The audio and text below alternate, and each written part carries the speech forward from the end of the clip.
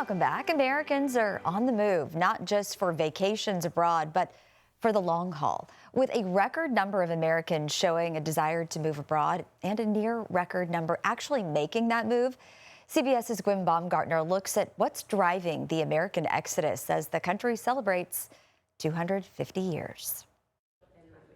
At this hotel conference center, dozens of Californians are exploring their options abroad. I've been here for, how old am I, 103?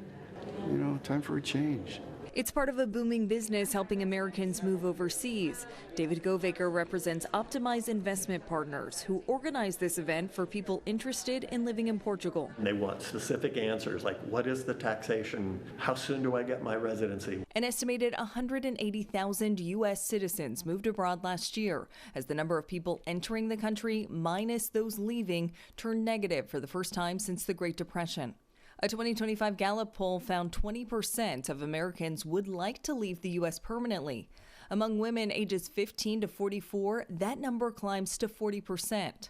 Tufts University sociologist Dr. Helen Marrow says despite those vowing to move to Canada after the 2024 presidential election, politics typically isn't the biggest motivator. I think that the economics and the cultural exploration and interests and the social networks really drive a lot of the trends, more so than political concerns do. Jessica Cuevas says a year-long job search spurred her family to move from Chicago to Mexico last summer. Hola! Now she's using social media to help others make that same leap.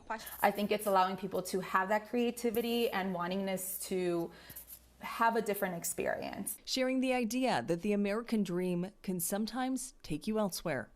Gwen Baumgartner, CBS News, Los Angeles.